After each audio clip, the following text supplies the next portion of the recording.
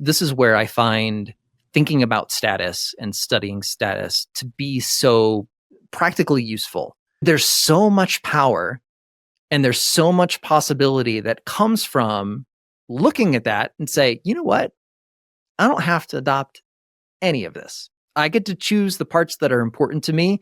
I get to let go of the things that aren't important to me. There are some amazing decisions that can be made, both in terms of effectiveness and efficiency, when you let go of some of the higher status things that everyone is trying for, everyone is going for. There's a lot of competition. There's a lot of pressure being put on one particular outcome. And there are wonderful strategies and wonderful tactics that are available if you just decide to allocate your time and energy and attention in a slightly different way.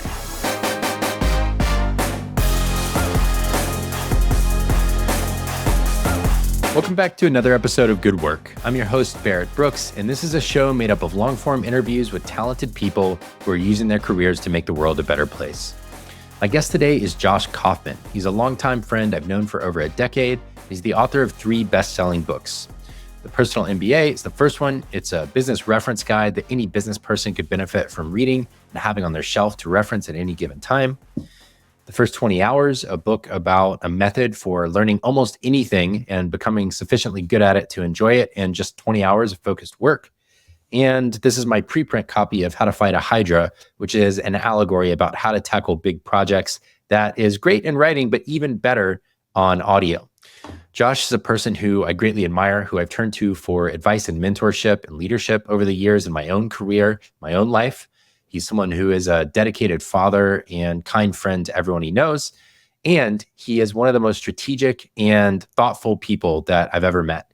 When he tackles a project, when he structures a project, he goes super deep on research. He wants to know everything about it, and he wants to distill it all so that you can understand it better. He's a great teacher. In our conversation today, we talk about status games. We talk about using books to endow your life by creating earning streams that last over time. We talk about structuring our time and how to use it once we've gained freedom financially, and so much more fun stuff as well, like what he thought about when he was building his own home and what features he prioritized when he was doing that. So it's a wide-ranging conversation as always. Josh is a thoughtful person whose work you should know if you don't already. If you do know his work, I think this interview will give you a more robust picture of who he is as a person and how he came to do the work that you know him so well for. So please enjoy my conversation with Josh Kaufman. Let's get to it.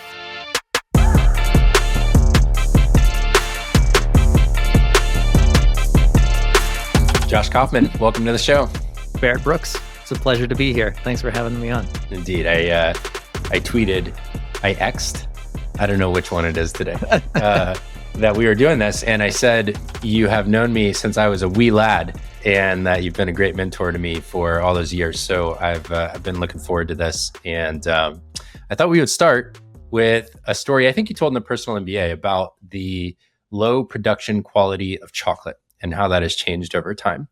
And yes, you were going down this rabbit hole of how basically the industrialization of chocolate led to lower and lower quality inputs and more additives, to the point where chocolate went from being able to be called milk chocolate to something like a chocolate flavored candy.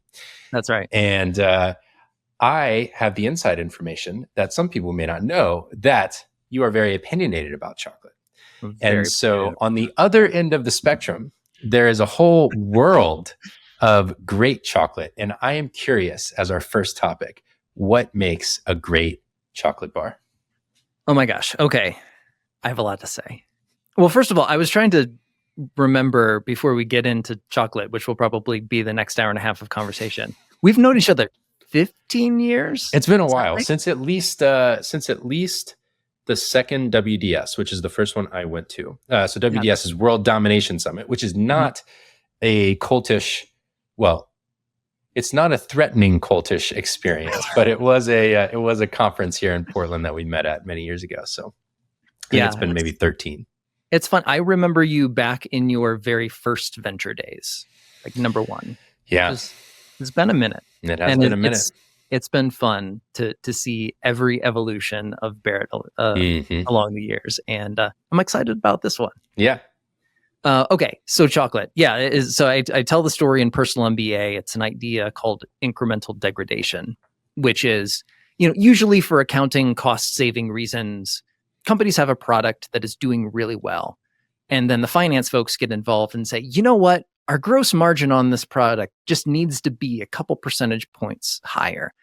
And so they go looking for ways to make up a few pennies here and there. If you do that long enough, over a period of time, what happens is you just make whatever it is that you're selling that people love, that people enjoy, that people are buying. You just make it a little bit worse and a little bit worse and a little bit worse. And all of those things, in the same way that interest compounds in a positive way, this sort of degradation compounds in a negative way.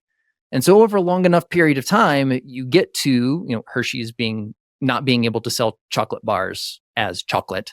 They are chocolate flavored candy because it's mostly wax and preservatives at this point.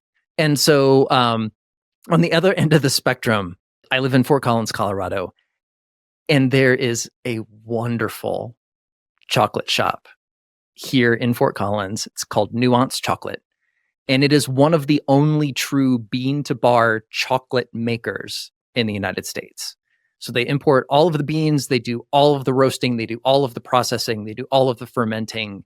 And so you can get really interesting single origin chocolates and taste the difference between a chocolate from Colombia and a chocolate from Nicaragua or Peru or different varietals in between. And so my favorite chocolate in the world is made by Nuance. It is from Peru, and there was a chocolate plant that they thought for a long time was extinct. It was called the Nacional plant. And they found a couple years ago a very small grove of these very rare trees that exist only in Peru, and they were able to cultivate it and start to propagate them again. And it just makes the most beautiful, complex, sweet, even for a very dark bar, sort of chocolate. And so that's my favorite on the face of the earth. On the other end of the spectrum, like the chocolate from Nicaragua is very interesting because the primary flavor is tobacco, which is just like you wouldn't expect, a cacao plant to produce those sorts of flavors, and they absolutely do. And so that's like another end of the way less sweet, very complex flavors. My favorite place to buy regular chocolate, because I eat about a bar of this a day, give or take. Trader Joe's chocolate, 85% and above, is actually really solid. So they have a Colombian chocolate that's pretty wonderful. It's a little bit more on the fruity end of the spectrum, kind of tastes a little cherryish, which is fun. One of the things that's fascinating to me about chocolate and, chocolate, coffee, wine, there are a category of things that all kind of exist in this world of variety that most people don't appreciate, where you can get really deep down the rabbit hole on flavor profiles and terroir and like all of the things that influence what something tastes like. There's actually a part of the brain that processes things like tonal differentials and taste differentials and things like this, which you would know probably even better than me. And there's a very specific profile person that's able to really appreciate the nuance between these things. I do not have that. I am not very good at appreciating differences in things like tone and small flavor differentials. But when I hang out with people who have that, they are able to convey it to me in such a way that I can start to appreciate differences in things. Mm-hmm. And so it's like, rather than me having the sense of smell and taste that I would need to really appreciate small differences, having other people who have that then teach me what they're experiencing as we're doing it together. So like I worked in coffee for 6 months here in Portland for a little while. And the two brothers who own the company I worked at both had it, but especially the CEO. He could taste a cup of espresso and just tell you all of these things about it. Then I'm like, oh, really? You're getting that from it? That's very interesting to me. Sure. But that helped me start to appreciate some of the things that someone who's really masterful at this is looking for. And so I have the sense that you have that. You can actually taste these little differences and then appreciate them for what they are. It's funny. I actually can't. You can't? But there's a trick. Okay. And I learned this probably a decade and some change ago. Great. I'm trying to remember if it was Tyler Cohen or Seth Roberts when he was writing. So The trick is not like I can't taste something random off the shelf and be able to label a bunch of flavors. But the way that you develop preferences and start to define what some of those subtleties are is you get a bunch of different kinds. And then it's not exactly an A/B test, but if you can have 5 kinds in front of you, like, so for example, nuanced chocolate does this really well. You can walk into the store and you can buy a flight of 5 different bars. And it's when you taste something or when you experience things in series in a close enough time period where you can actually start to compare and notice the differences between them, that's when you start to develop that sort of discernment about the differences and preferences and what you like. And then you can start to kind of put some words around what those experiences are like for you. But you can do this with anything. You can do it with chocolate, you can do it with wine or whiskey, or anything where there's some sort of hard to describe sensory experience. It's all about exploring a whole bunch of different things in series and then just kind of A-being down to what you like. Yeah, I love that. Reminds me of an experience in college. I stayed for an extra semester in school so that I could both double major, but also spend a semester at Oxford studying things that were not relevant to my degree. And in that last semester, my wife and I actually started hanging out with some of the like professors and older people because we've just always been old souls for reasons. And we went to kind of like a cocktail party at a professor's house one night, and they had set up whiskey tasting.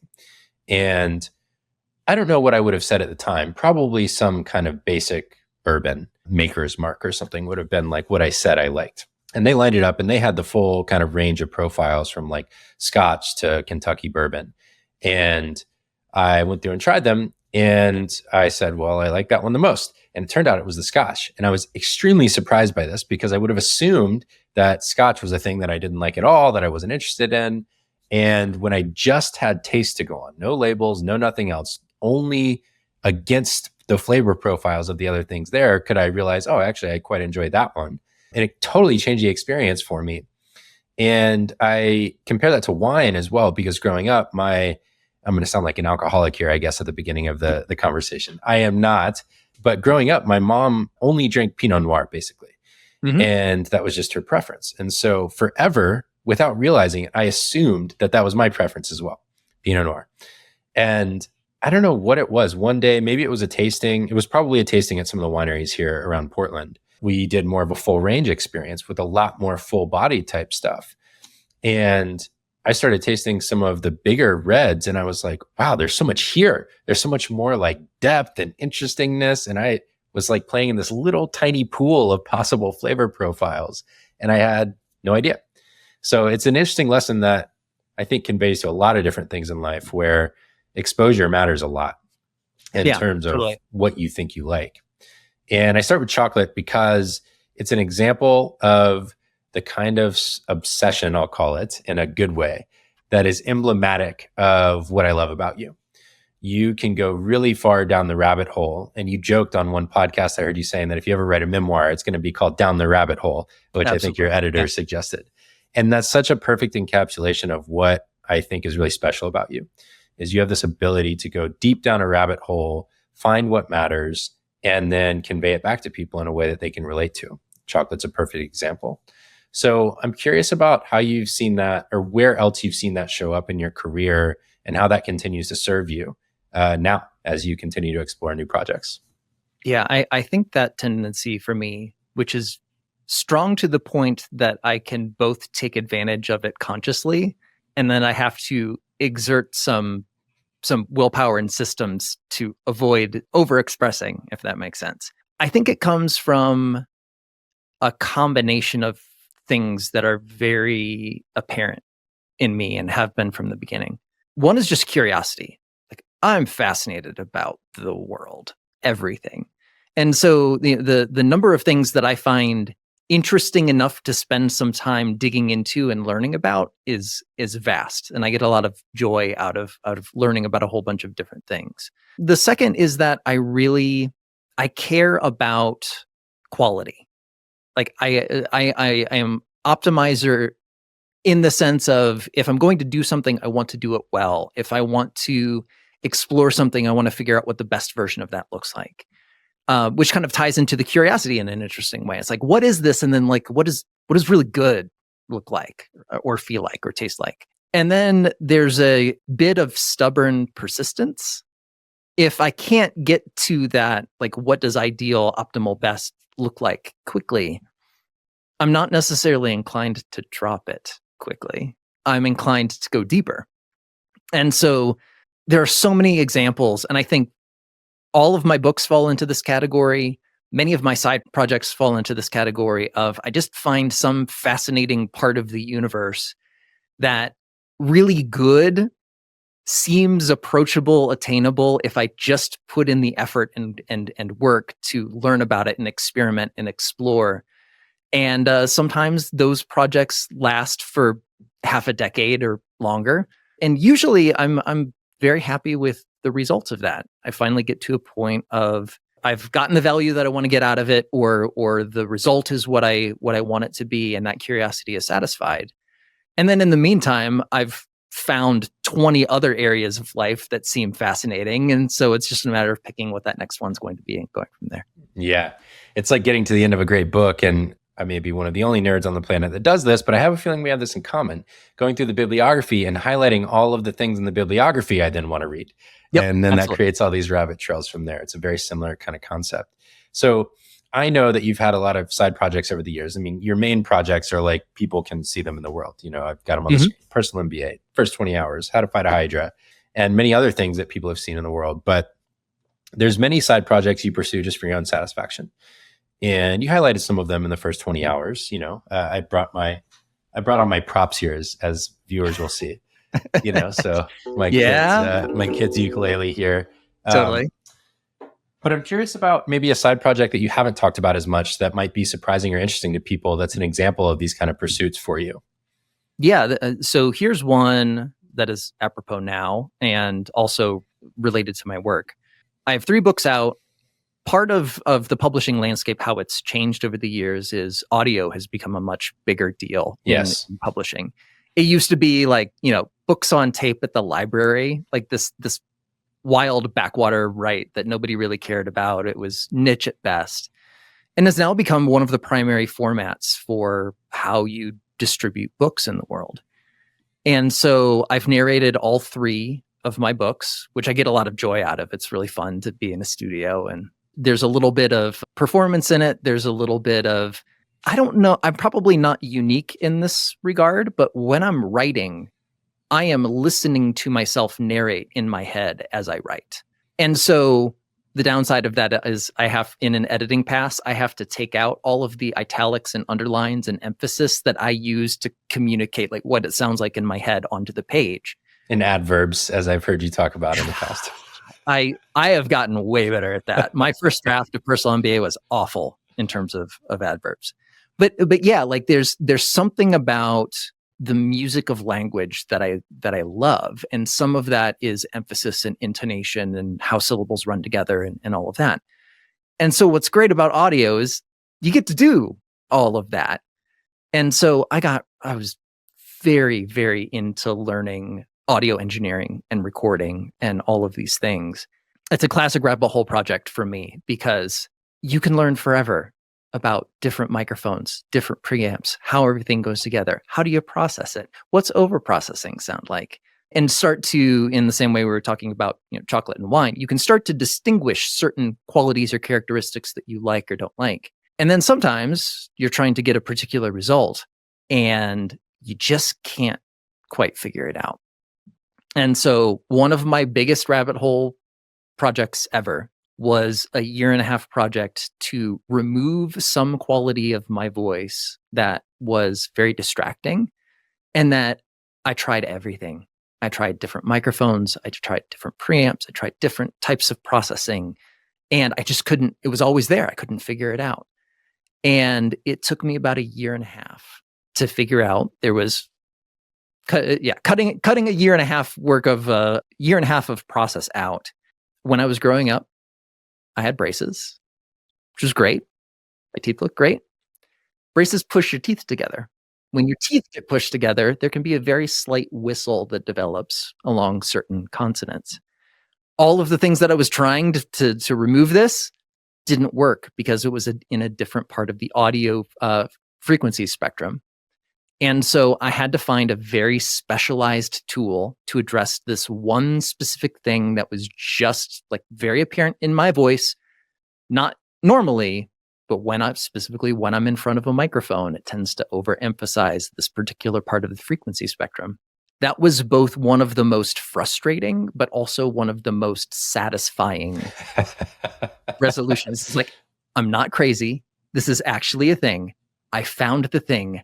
I fixed the thing, and the thing will be fixed forevermore. And it's like, I get a lot of joy. Oh, yeah. Sort of project. That's a great example. Kind of landing on an answer and finally figuring out the combination of things that was adding up to it and what solves for it. That's the perfect example of the kind of thing that we get to talk about on things like retreats and things like that other folks might not hear from you regularly.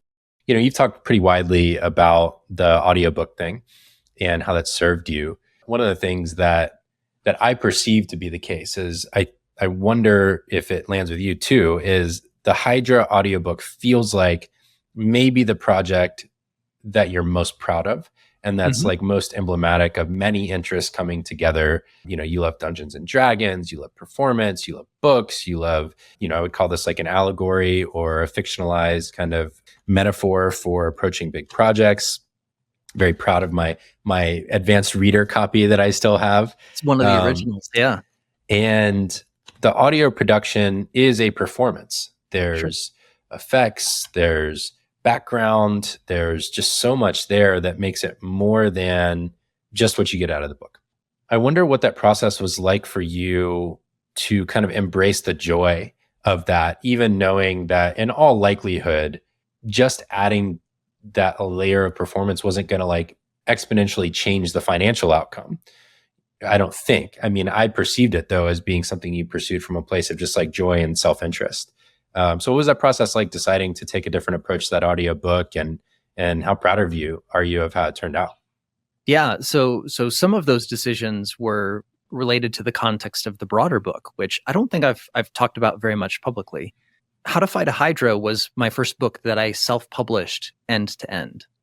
And I did every single part of the process, from the writing to the editing to the layout, getting things ready for print, the ebook conversion, the audiobook. I worked with some amazing people as contractors for certain parts of the project.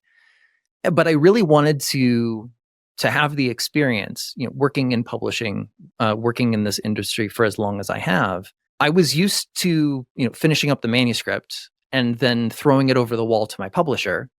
And then anywhere between 6 to 9 months later, seeing some of the output as it would come back through first pass pages and things like that.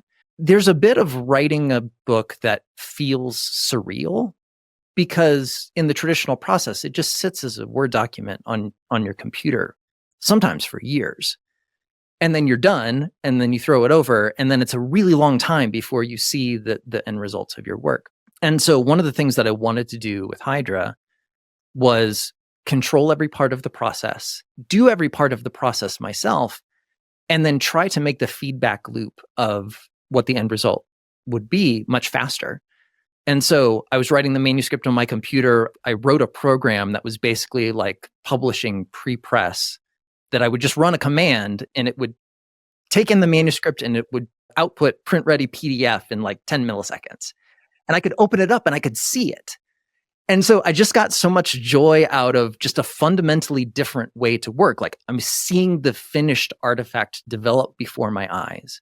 And then, the most effort intensive part of getting ready to publish was absolutely the audiobook. Generally for an audiobook, for every hour of finished content, you have 2 to 3 hours of actual effort, like in the recording studio, going back and fixing mistakes, things like that. And so learning how to do things like punch recording, which is a way that you can record and edit at the same time. It was my first fiction book. And so versus narrating something like Personal MBA or First 20 Hours, like there's a performative aspect to it that's necessary. I'm performing a character. But then as I was thinking about the project, it really needed to feel much more like a radio play, a story. As you mentioned earlier, I have been and continue to be a huge fan of fantasy role-playing games, including Dungeons and Dragons. Have been ever since junior high, I think. And so at that point in my life, I was playing with a group. We had been playing for about a year and a half at that point. And one of the wonderful things that you can do when you're telling like a collaborative story around a table with friends is if you really want to set a scene and evoke a mood as you're telling the story, music becomes very important. And so I had come across a creator. His name is Tim Roven, and he runs a website called tabletopaudio.com, which was created to solve a very specific problem. You're playing Dungeons and Dragons, you're on a battlefield, there's this huge thing going on, and you need epic music and war sounds going on. You can pull up Tabletop Audio, you can search for the scene that most reflects what you're going for. You can hit play, and it's 10 minutes of seamless looping audio to like really build the ambiance. And so I was thinking about what I wanted the audiobook for Hydra to feel like. And Tim came to mind, like, oh, that would be great. It would be really great. And for this particular project, because I was making all the publishing decisions, including the financial decisions, this would be the kind of thing that would be challenging to have a conversation with a traditional publisher in a way that would produce that outcome, right? Because to your point, you're spending money. Is this going to increase the commercial viability of the project? Maybe yes, maybe no, but it's a little bit more out there in terms of process. But I was the one making the decisions, and I was the one writing the check. And so it really came down to, do I really want to hire Tim to do sound effects and scoring and make this audio version of this book a much bigger deal than it otherwise would be? Yeah, I really want to do that. That's money well spent. I'm excited. And so I just reached out and said, hey, I don't know if you've ever done anything like this before, but I have this weird book project that could really use some monster sound effects and some epic music backing it. And he was really excited, super professional, did a stellar job. And as a result, the audiobook for Hydra is my favorite format of that book by a very large margin. It made an enormous difference. And, some of that was just like doing a weird experiment and seeing if it worked and seeing how it turned out. And I'm thrilled that I both decided to do that, and I'm thrilled with how it turned out. Yeah, I mean, it reflects to me of playing to your own taste. And as a creator, as a writer, as a person making things in the world, sometimes that's really all you have to go on is your sense of taste. Listeners will probably get tired of me referencing the Ira Glass quote, but it's just one of the best quotes in the world when it comes to making stuff on your taste and your ability and closing that gap over time. And this was an example of a project to me. And I actually hadn't listened to the audiobook until I prepped for this interview. I had read the book multiple times. And so it was like, this is the perfect chance for me to go listen to the audiobook. And it just added so much richness to the experience of knowing the story, knowing you, getting to hear the performance and the way that you kind of embodied the character, getting to hear the sound effects, and knowing just some of the other things you love in life, like tabletop games. I don't know. It was just a really beautiful reflection of like, sometimes, and you say this, I think in one of the books, I can't remember, maybe it was at the beginning of Personal MBA, you talk about the fact that some people believe that business is in business for profit. Mm-hmm. And one of the advantages of doing the work like you or I are doing, or even the way I approached my work at ConvertKit when I was COO there was, well, there is more to life than profit. And so there are other ways to run a business. And especially when you're the owner, you can make those decisions of, I'm actually making this trade-off for the quality of output and reflection of what I believe should exist in the world more than I am to increase the bottom line on this thing. And I just see that you got a lot of joy out of it and a lot of pride out of it. And like, sometimes that's worth it. Yeah, totally. And sometimes the optimizing around, what do I want this to look like? What do I care about? How can I maximize the expression of those things in the world? It also serves the dual purpose of sometimes making it a much better thing that ends up reaching more people or being more attractive in some way. Like, one of the things I've heard consistently about the Hydra audiobook is it's a huge hit with kids. And so, the parents will buy it for themselves and listen to it, but they'll listen to it in the car. And I have many friends and also many emails saying, oh my gosh, my kids want to listen to that all the time now. And it's because of the format, because it's fun. But then also, this book started as research-based nonfiction about ambition, uncertainty, and risk. Like, it's a serious topic with some very serious research backing what's in it. And so I get some joy out of being like, I found a way to communicate these things to a much broader audience in a fun way and in a way that's hopefully going to stick. And being able to do that by figuring out a way to bring all of these things together and then just exploring a different way of doing a project like this, that's just very satisfying to me. Yeah, for sure. So I want to use this as a jumping off point. I'm kind of like inclined to go two different directions. One is the downside of the obsessive rabbit holing, and one is pursuing this kind of book angle. I think I'm going to take the book angle for now, and maybe we'll come back to the downsides of some of the rabbit holing, which I'm also familiar with. If you hear someone who's been around books and as an author or a publisher or an editor for a long time, there is this running joke that most people who have never written a book think, oh, if I wrote a book, then I would be rich or I would make a lot of money from it or whatever. And the running joke is like, no, books are passion projects at best, and they're very unlikely to make you money directly. You better have a business model behind them if that's what you want to happen. You are a shining example of that being not the case, where the actual books have created what I would call almost like a cash flowing like endowment for your life in a way, is how I would refer to it. I don't know if that's fair from your perspective, and you can correct me if I'm wrong in just a moment. But one of the insights that you had or that you built was that audio was really worth something and that it was a growing platform. But it didn't start that way, right? And you didn't set out to write your first book with this vision of endowing your life by writing multiple books over time and having audio rights and all the strategic aspects that have come with it.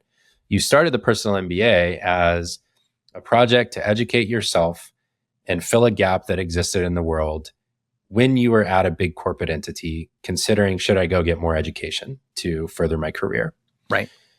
And out the other side of that came selling the audio rights to the Personal MBA. And basically the offers were negligible.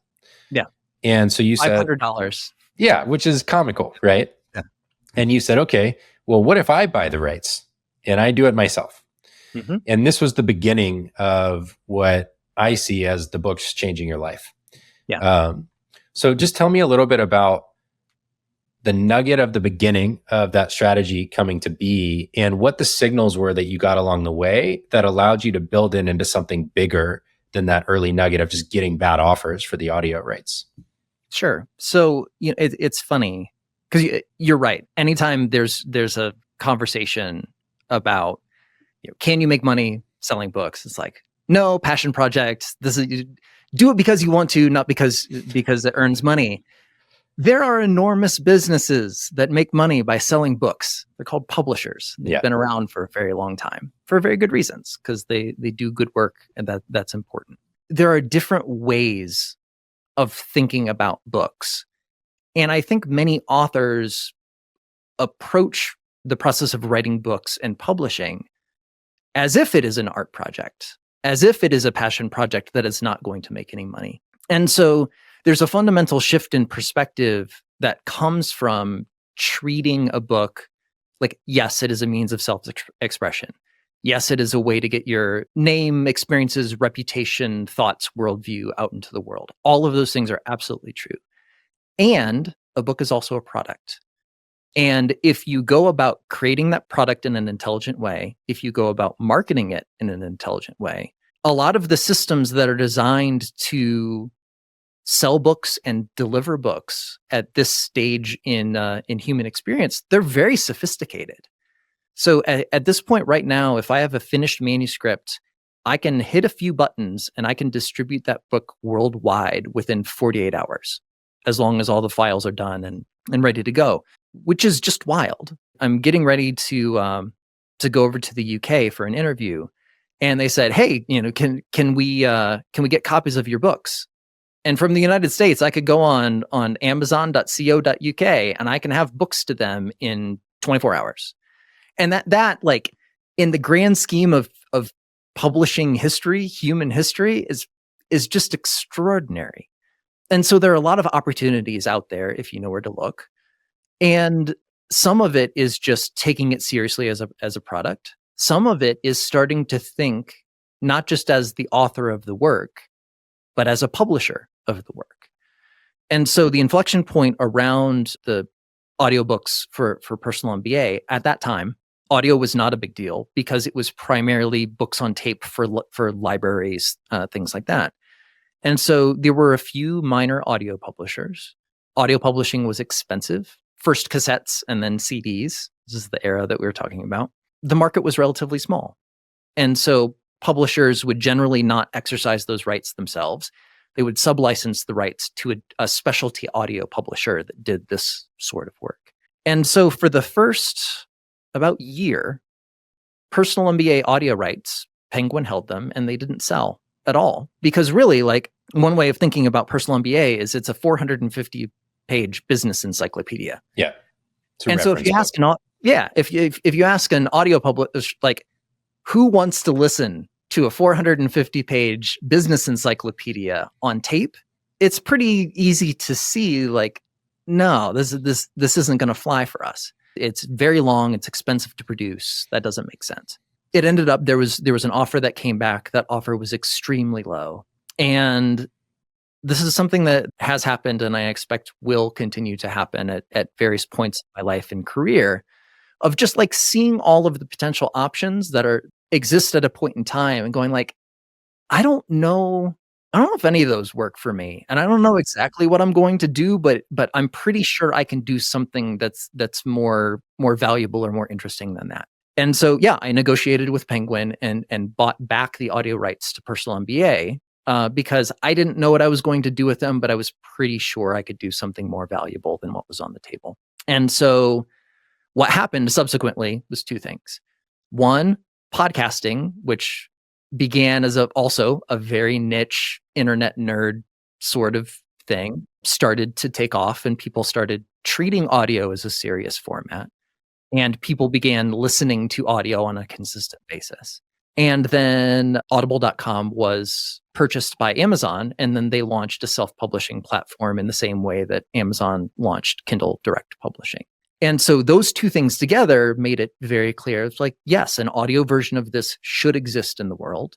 There are now the tools and capabilities that could bring this potentially to a large audience. And the beauty of doing that is that, like, I can control that part of the process too. And so, all of my books, in a very real sense, have been partially self-published. So I retain the audio because I know how to do it. And then the print and the ebooks, I sometimes partner with publishers to make that part work. The other way to think about personal MBA is it is an extremely detailed, in-depth business training course that's 17 hours long that you can go on Audible and you can download for a credit. That's a pretty good deal. And there are a lot of people in the world who can both benefit from this. And that particular format really works as a first pass through the material. And so I hear from a lot of people who actually buy personal MBA in all three formats. So they listen to the audio from beginning to end. They buy the ebook because they want to search within the book for certain things. They use that as like a quick reference. And then they purchase the print and they have it in their office or on a bookshelf ready for quick reference. And so, that's the other nice thing about publishing. Like, different formats have different strengths and weaknesses, different values in different contexts. And so being able to present the same body of knowledge in different ways unlocks a lot of value for people. And yeah, being able to optimize the audio for personal MBA by also controlling the distribution and controlling parts of that process ended up being an extraordinarily good business decision. Yeah. Yeah. You talk about the kind of 5 factors of a business. It's value creation, marketing, sales, value delivery, and then finance or accounting on the back end. And if we think about, to go back to your point of the way you think about your book changes the way that you approach the strategy around those things. Yeah. If you think of it like an art project, you would say that that is not focusing on some aspect of those 5 factors, right? Because it's like you're not focused on turning it into a business that has all 5 covered. But you have approached your books increasingly over time as a business. The value creation is the book. There's a marketing process, there's a sales process, there's value delivery, and then there's the finance on the back end that creates this profitable business model for you. Right. And now the way I view your work is every time you choose to take on a book project, it adds a layer to that. It's That's like adding a new product basically to your business or your product portfolio. That is not common.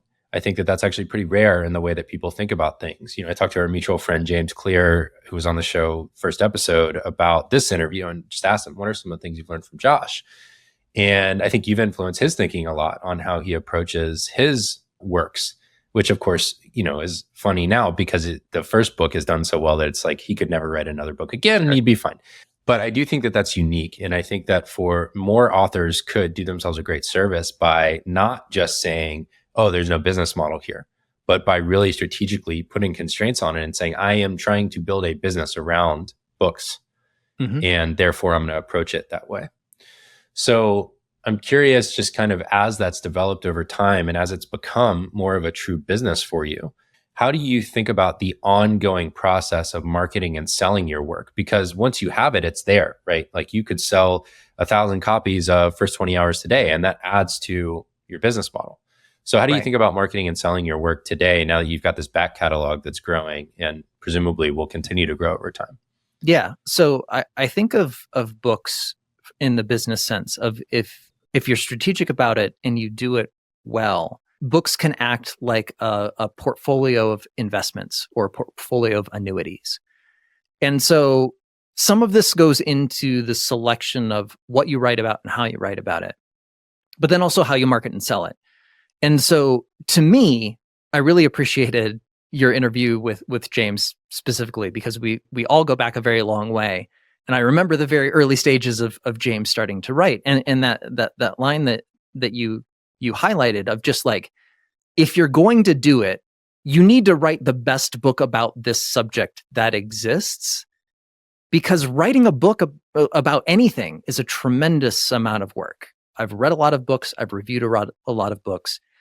I will never say anything bad about a person who chooses a book as a project and sticks through it all the way to completion and being out in the world. It's a tremendous amount of work. Absolutely. Because it's a tremendous amount of work, it's also a speculative project. All that work has to be done before there's anything that you can show to someone, let alone sell it, market it, sell it. And so selecting topics that are very important, that will always be important, that will be relevant or evergreen in some like deep, meaningful sense is one of the things that you can do strategically at the very beginning to make sure that if you're going to invest, depending on the book, 6 months minimum to, multiple years maximum, if you're going to invest that time anyway, you might as well do it in something that's going to be relevant 10, 20, 30, 40 years from now. And that's a hard question, but it's also a very valuable, important, focusing question. So there are a lot of things, I will never write about current events because that book will be relevant for 6 to 18 months, and then sales of it will drop off for a very good reason. It's no longer relevant. The reason I write about the things that I write about, understanding the fundamentals of what businesses are and how they work, will always be relevant, will always be valuable, and will always be important. And there's a new group of people who are just getting started down the path of, I'm just getting started in my career. How do I do that well? I'm starting a business. What do I need to understand in order to make that work? There's a self-renewing audience of people who are going to find that work by virtue of A, it existing, and B, being marketed in ways that the people who are in those situations are highly likely to come across it when they start searching on Google, when they start searching on Amazon. And so selecting those topics and then marketing it in a way where you have a group of people who's actively seeking knowledge and your book or your work is the solution to that particular problem, that's a big deal. Yeah, I want to stay here for a minute, actually, if we can, because you're totally right that so much of marketing, and I think James talked about this in his episode, to your point, comes in the initial concept and positioning and packaging of the thing that you're making. You talk about some of your time at Procter and Gamble early on in your career. That was kind of like the beginning roots of what became the personal MBA, and the amount of work that went into things like bottle design, label design, color of a fabric softener, mascot for the brand, like any number of things around the actual packaging, positioning, differentiation of the thing happen at the creation stage. Yep. Not at the marketing and selling stage. They influence marketing and selling, but once that's there, especially with the book, you're not going back to press with a book after it's out. No. You're not going to rename it. You're not going to edit it again. You're not going to do all these things. Like, the only reason you got to do any of that again with the personal MBA is because it was so successful the first time that it was worth putting effort into putting an updated version out 10 years later. You have created a different situation for yourself now when it comes to topic selection, right? At the time, I would describe it as you were kind of scratching your own itch. You were trying to find a thing that didn't exist, and you created the thing that you wish had existed to fill the gap. Now you have a problem of abundance where you have a back catalog of work. That back catalog of work works well from a profitability standpoint. And all things considered, you don't have to write another book. True. You have so many opportunities business-wise that you could never write another book again, and you would have a perfectly great career. So there's this like amped up paradox of choice problem that you end up with, where the options are literally infinite in terms of topics you could choose from. What's your process now as you think about new projects for evaluating possibilities, exploring the potential there, and whittling down to, this is the set of things that I'm going to actually choose between for a new project? Yeah, I think there are a couple of characteristics that I look for. The first, like, is this an evergreen topic that people are going to find relevant 50 years from now, is question number one. Question number two is this something that meshes with my particular style, approach, worldview, interests in a meaningful way? First 20 hours is a great example of this. I'm a curious person. I like exploring new things. And so just the idea of, how do you go about developing a skill or learning something new as quickly and efficiently as possible? That's an actual problem that I have. And the better I can get at that, the happier and more productive I'm going to be. It just so happens that the early stages of acquiring a new skill, like, that's the most relevant, important thing that most of us, when we're learning new things, that's a big problem that we all experience. And so by scratching that particular itch for me, if I can do that in a generalizable way, it's also important and evergreen and can help a lot of people. So those two things have to intersect. And I think the third thing, and some of this is just how I'm wired. Like, I have a brain built for information. Pour as much in as possible. The more I'm reading, the more I'm researching, the more I'm experimenting, generally the happier I am. And for whatever reason, nature, nurture, who knows, I'm able to synthesize and make sense of information in a very valuable way, both for myself, which is usually where the project starts, but then, like, the primary way that I make value for people is to take that synthesis and sense making and then turn it into a form that other people can benefit from. Yeah, I mean, just to a note on this, like, as I listen to you talk to people on interviews, your ability to recite lists, so like 8 principles or 10 principles or these 3 things over here, the 3 summary takeaways from how to win friends and influence people, the 10 factors for this mental model that I have over here, the 5 factors of a business, from memory without reference live, is incredible. I mean, it's a very rare skill. It actually, I'm always thinking about like the Freudian roots of all of these things from our parents, Sure. for whatever reason. But, I think a lot about your mom as a librarian. Mm-hmm. And just this mental cataloging ability that must come from that. And for whatever reason, whether it was her own nature getting passed down to you genetically, or whether it was observing her and seeing her work, or whatever it might have been, yeah, it's like you got this thing that now is a huge asset to you to be able to take all this information, synthesize it, and then regurgitate it back to people, both in writing and in speech, in a way that they can understand and appreciate and hold in their own minds. Like, that's remarkable. Yeah. So anyways, a compliment, I suppose, in the middle of your story about this. No, and it's funny. Like, I don't think I've told this story at least in detail, but I've been around books my entire life. I grew up in the library. So this story comes to me secondhand, but it's from my mom. My dad at the time was a sixth grade teacher who specialized in science, and he brought home some books, just like textbook samples, trying to develop a new curriculum, things like that. One afternoon, I went fishing with my uncle, and we caught a fish, and we were going to clean it for dinner. And I was so excited, and I was saying, Uncle Dave, we have to go home. I have to get my book. And this is like 4-year-old me, who just like, whatever energy I have times 100. It's like, all right, we'll stop by. And I run into my room and I grab this 6th grade science textbook, and I open up to the first page, to the table of contents, and I scan down until I find F for fish. And I flip open the book to this page. My mom is standing behind me. You know how in like high school biology textbooks, there will be like the different systems of the body and different transparent layers, all of that. There was one about the inside of a fish with the skeletal system and, you know, all of the different organs and things like that. And so, how remarkable to grow up in an environment where books like that were just part of my life. And that my mom as a librarian taught me what a table of contents was when I was 4. And that I was encouraged to just explore and read as widely as possible. And the more time spent in that way, the better.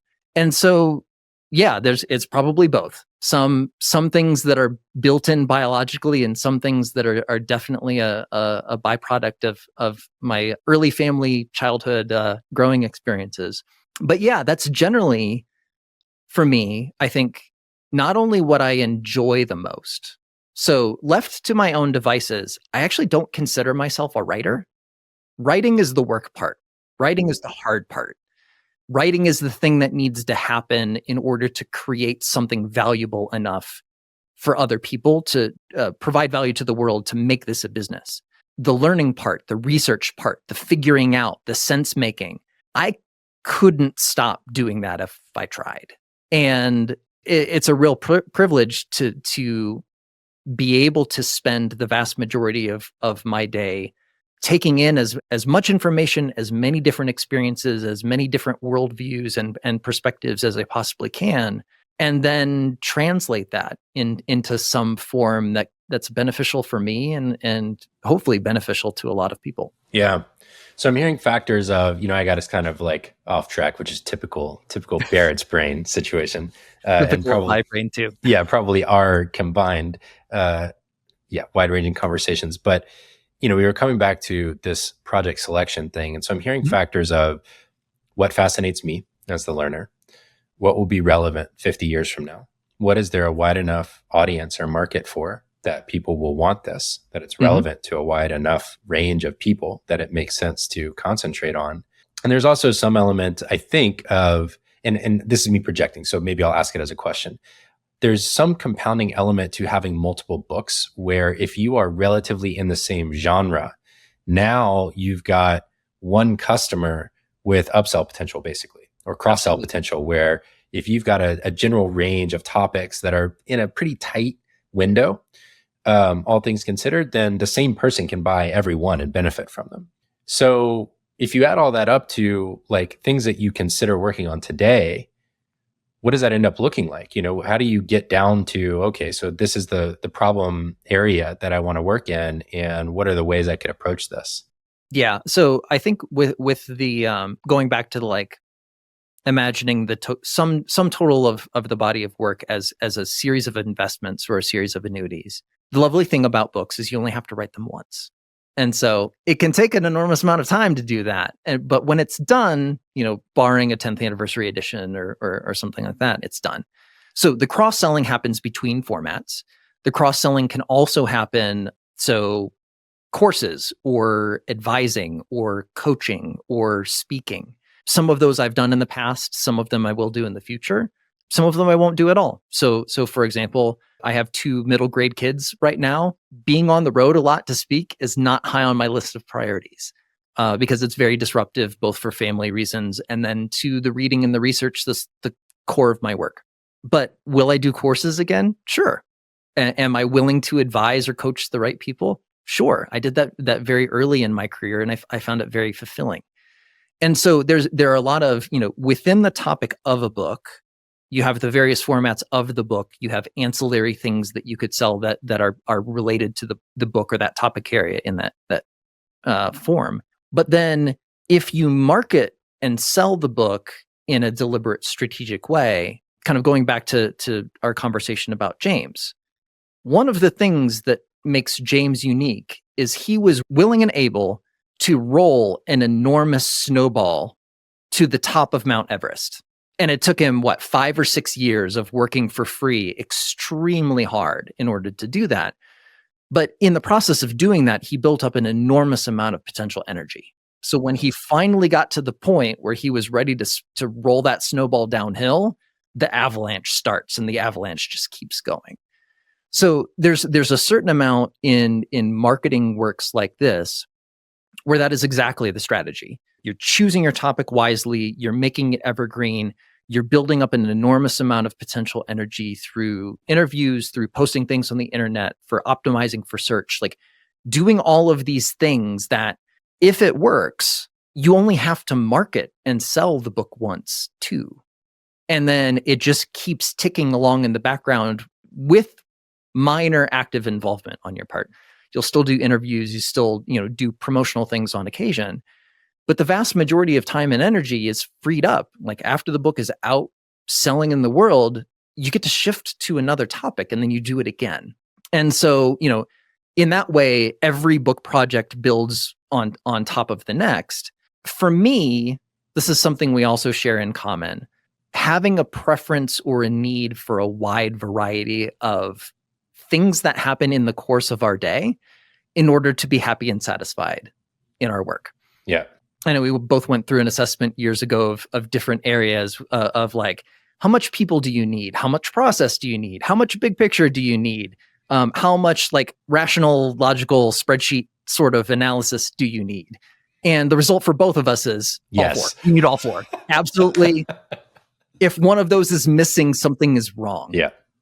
And so which is complex. It's actually a real challenge. I know it sounds funny, but across a number of assessments that are more like brain function, natural brain function type stuff, it's basically like, yes. And that creates this very unique set of challenges where expressing all of that natural ability through your work or through the structure of your days becomes its own challenge because it's very difficult to fit all of those different channels into a given day or a given week. So anyways, keep going. Totally. So it's important for me, and I've learned over the years that I need to have elements of all of these things to be happy and successful. And the thing that I like about publishing in general, but this particular way of doing it specifically, is that it's a cyclical industry. And so when I'm planning a new book, it's all future oriented, big picture. What is this thing? Let's figure out what's possible. Doing some analysis around, is how would I talk about this? How would the search engine optimization work? Where would I promote it? The launch is all about, the writing, and then the launch is all about process. So let's organize a system. Let's get this going. And then, the promotion of a book, or some of the ancillary things like advising, coaching, that's all people oriented. And so there's this natural progression of I get to shift from one mode, being in one mode primarily, to a different mode. And then by the time the book is out selling in the world, I get to rest a little bit, and then I get to do it all over again. And so, having that implicit variety and having the cyclicality keeps things interesting and functional for being wired in this particular way where everything is important. It's just a matter of making trade-offs between them. Yeah, for sure. Okay, so we're at the end of our first half of our conversation together, and I think this would be a great chance to hit pause for a minute, take a little break, and come back. And when we do, I want to talk about a variety of things, but a couple of the previews would be status games, lifestyle as status, and kind of thinking about designing a life that you actually want to live repeatedly over time. Might get into some fun and quirky things like building your own home where you've chosen to live, fatherhood, and some other fun stuff like that. So that's what people can look forward to. But in the meantime, let's take a quick break and we'll be right back. Hey, it's Barrett. You've reached about the midpoint of this conversation, and while we take a little break for station identification, as they say, I want to tell you about two things.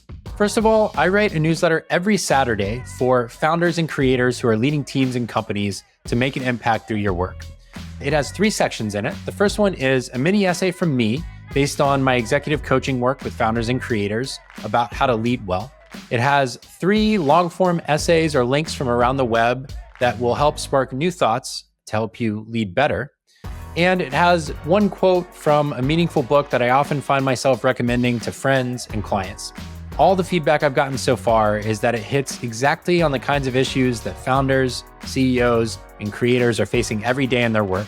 So if that sounds appealing to you, make sure to go to my website at barrettbrooks.com and you can subscribe right at the top of the homepage. That's BARRETTBROOKS.com. The second thing I want to tell you about is that my day job, I actually do have a day job, I'm not just a podcaster yet, is as an executive coach, as I just mentioned. I work with founders of Series A startups and later, and with creators who are doing at least $1 million as a solo founder and are now thinking about growing a team. The uniting commonality between the founders and the creators I work with is that you've reached a point in your business where you know you're going to make it. Actually, you're doing quite well. And now the question is, how much do you want to scale? And what are the leadership challenges that you're going to face along the way? This work is based on both my training as a coach and in my work as an operator and growing my old company ConvertKit from $3 to $30 million in annual revenue. If you're a founder or creator who might benefit from coaching, or if you know someone who's looking for a coach, I'd love for you to check out my site and my coaching page at barrettbrooks.com/coaching. You can learn everything about how I work as a coach and also fill out a form to have an exploratory conversation if that sounds interesting to you. All right, that's all I got for you right now. There's no sponsors for the show at the moment, so consider me your sponsor. Let's get back to the conversation for the second half. Josh, we're back. Second half. And I want to start off by talking about status games, or maybe even status traps. Whenever I have a mutual friend on, or whenever I have someone on who we have mutual friends, I try and text all of them and just check in like, hey, what's interesting about this person? What do you find? What are you most drawn to? What would you love to hear us talk about? And one of the things a couple people brought up was status traps. And you talk a little bit about this in the personal MBA and one of the sections about really there's this biological drive that we have to attain status because, I mean, fundamentally, it makes us more likely to be able to reproduce is basically the drive.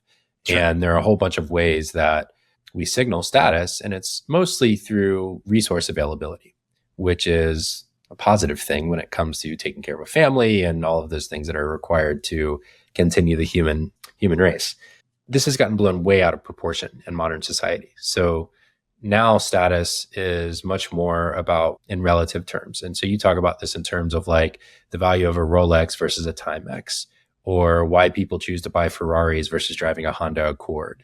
Or very specifically, in your case, you made this strategic decision to say, I am not designing my books for New York Times bestseller list on week of launch. I'm designing for longevity and ability to build the business that we just got done talking about.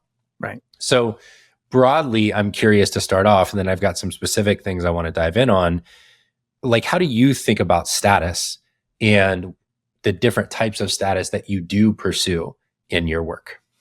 Yeah. So status is one of those things that might be the biggest rabbit hole of all. Once you start poking down this area of human psychology, there is no end to how deep this can go. And that makes it fascinating because it arguably colors every human decision, including ours, somewhat invisibly. So if you really want to tune into things, it takes some effort and at times some real introspection and debugging, deprogramming to wrap your mind around how all of these status things function. I think in the largest sense, as far as human biology is concerned, status is a good thing. Like the more, the better, the more opportunities you have, the more resources you have, the more people you know, the more people think highly of you. Like, yes, yes, yes, more, more, more, always. And one of the interesting things about modern society and culture is that it used to be way back in evolutionary pre-modern days. Like there were only a couple forms of status that mattered, right? Like how big were you? How many resources did you have? How strong were you? How well could you protect yourself and your family? Who's in charge here? Who has priority access to fill in the blank? And one of the wonderful things about modern society and culture is that the number of ways that someone can get status has exploded. And the niches in which someone can be the best in the world at some weird thing and create a video on YouTube and get several million views, and that feels really great. Like that's amazing. There are more opportunities to kind of expand this part of life. I think the interesting thing about status is because it's so deep, because it affects almost all of our decisions in some way, shape, or form, and because it's somewhat invisible, there's some very real risks here. And a lot of those risks revolve around making decisions around what feels good in the moment, which can implicitly be like, what is the thing that is currently, it seems like the quickest path to high status, but might have severe trade-offs that are inherent in making that decision in that particular way. And so for me, I think it's impossible in a very real sense for anyone to eradicate their status drive. You know, maybe with decades of meditation and removing yourself from human society in a maximum dissociative sort of format, like that might be the closest you can get. And even then, you could argue that's a form of status pursuit. Exactly. And that's why it's fascinating.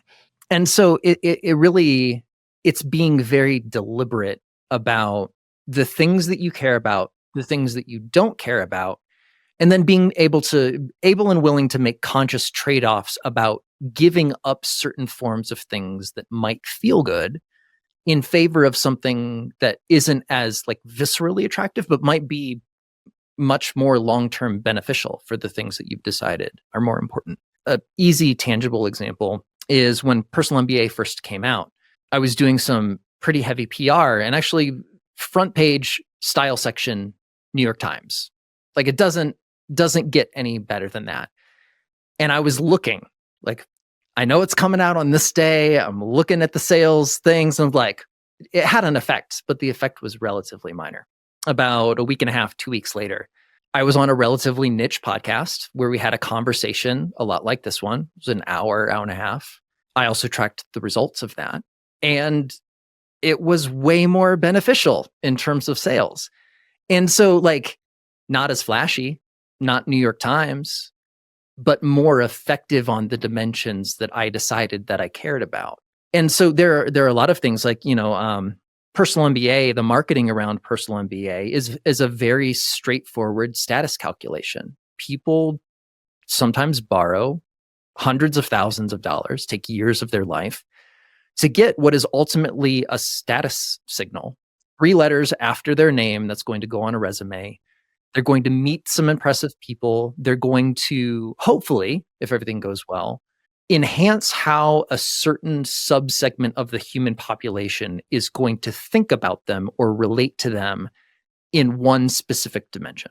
And depending on what they're trying to do, sometimes that can be a worthwhile investment.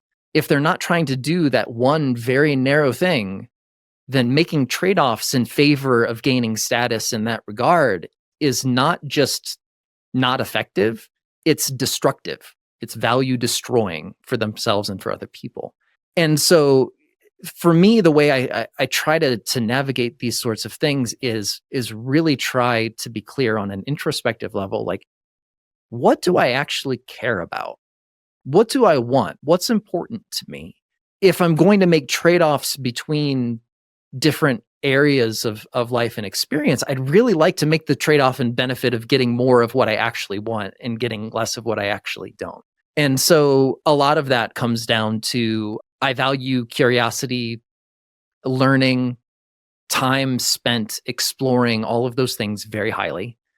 I value my family very highly. And I'm willing to make some rather extreme trade-offs in order to maintain my capacity in order to spend my time and attention in those ways. And if there's a trade-off in terms of, yeah, I'm not going to be up on a stage at a Fortune 500 company with, hundreds of people in the audience doting on my every word. Like, okay, that's great. That can feel really good in the moment. I've done it in the past. And for the type of life that I want to live, it's not the trade-off for me to make. I've always respected you because you've always had this very kind of mature, peaceful ability to communicate those trade-offs that you're making. And I think, in a lot of modern society, like, we really villainize the ego. And in fact, the ego is not going anywhere. Nope. It is decidedly impossible to separate from, unless, like we talked about, you literally disassociate from yourself. And it turns out that's not very effective either. So in terms of just living a present and connected life, regardless of what your priorities are. And so a lot of how I've thought about this is being a more active player in the games I choose to play, and really intentionally choosing the games that I'm playing. This podcast is a great example. This is partially a status-driven pursuit. It would be totally ignorant if I said otherwise, right? Or willfully ignorant, I guess, on my part, to say that, no, this is just from a place of personal interest and I have no status goals with this. And so if I were to name the status goals, it would be, number one, it's a combination of my desire to research and learn. It's like I get to pick really talented people who have done great work in the world, go a mile deep as fast as I can with a pressure deadline so that I have to do it now, and learn a ton of stuff, and then use my brain and ability to collate things to bring it all together into a framework that allows you to tell your story in a way that is true, flattering, beneficial to both of us, and relevant to others. I would like to be known as one of the best interviewers in the world, one of the most compassionate, kind, thoughtful, prepared people who does interviews like this. I would really like that. Why? Because it reflects a view I have of myself that I think has not been as accurately reflected broadly amongst my peer group as with the very close group of friends that I have. I would like this podcast to get enough reach so that it could pay a substantial or full portion of our bills as a family. I think that would be awesome. And that requires reach and reputation and things like this.